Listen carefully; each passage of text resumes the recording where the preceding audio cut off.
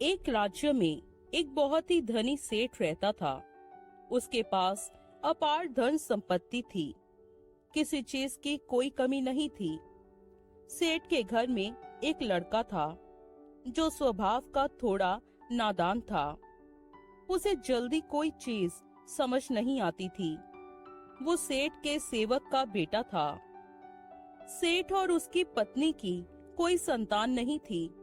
इसी वजह से वो सेवक के बेटे को बहुत मानते थे। उसे सभी की तुलना में बहुत अधिक स्नेह देते थे। सेठ के घर में पूरी आजादी से रहने का अधिकार था। वो जहाँ मन करे वहाँ जा सकता था, बैठ सकता था।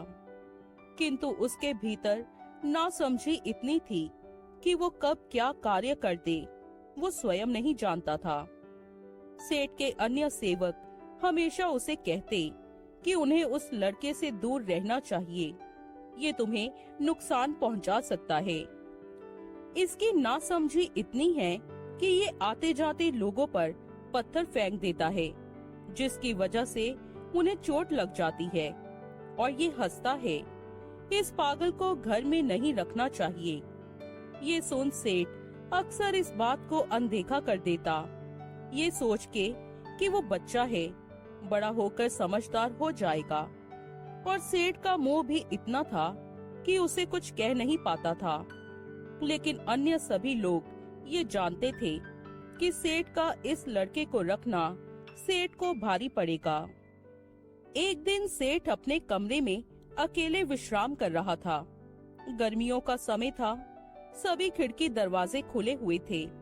अन्य सेवक कार्य में व्यस्त थे और वो लड़का पूरे घर में घूम रहा था। जब वो सेठ के कमरे में जाता है तो देखता है कि कमरे में सेठ के अलावा कोई नहीं है। वो आराम से सो रहे हैं।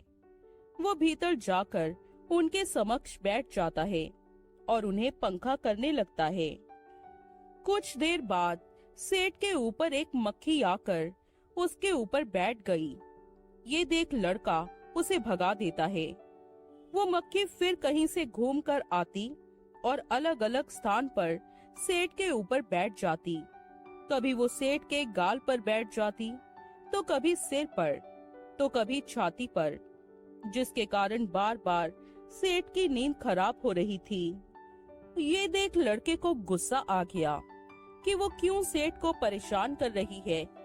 वो उसे बार बार हवा करके भगा देता, लेकिन थोड़ी देर बाद वो मक्खी फिर आ जाती। जब मक्खी नहीं मानती है और बार बार सेठ को परेशान करने लगती है, तब लड़का क्रोध में आ जाता है कि ये उसके सेठ की इतनी अच्छी नींद खराब कर रही है। वो पागल नादान लड़का ये समझ नहीं पा रहा था कि वो इतनी देर से एक छोटी मक्खी से उलझा हुआ है। वो स्वयं ही चली जाएगी, लेकिन लड़का इतना नहीं सोचता। वो बार बार मक्खी को मारकर भगा रहा था। अंत में वो क्रोध में आकर सेठ के कमरे में रखी एक तलवार को निकाल कर ले आता है और मौका पाकर जब देखता है कि वो मक्खी सेठ के हाथ पर बैठी है, उसे खत्म करने के उद्देश्य से जोर से तलवार सेठ के हाथ पर मार देता है, जिससे मक्खी तो उड़ जाती है, उसका कुछ नहीं बिगड़ता।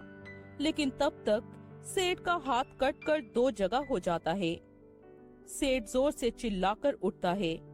सेठ की आवाज पर सब भागकर आते हैं और ये दृश्य देख सभी सन्न रह जाते हैं।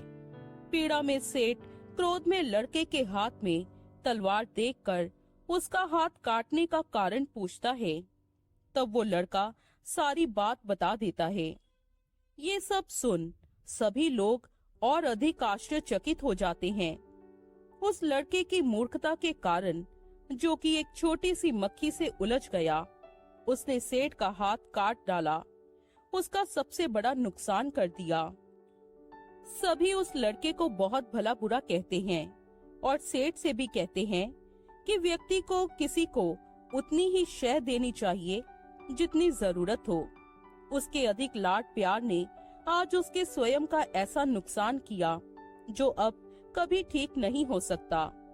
सभी सेवक कहते हैं कि हमने कहा था कि किसी मूर्ख से इतना स्नेह ठीक नहीं है, आपको भारी पड़ेगा, किंतु आपने एक नहीं सुनी, जिसका परिणाम आप देख रहे हैं।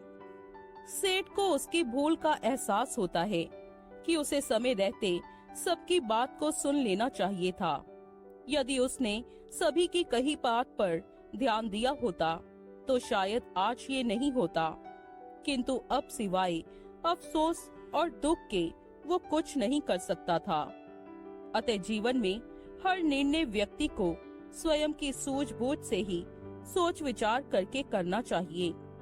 लेकिन यदि कोई आपको कोई सलाह दे तो हमें उसे भी सुनना चाहिए कि वो क्या कह रहा है। उसकी बात कितनी सही हो सकती है और कितनी गलत।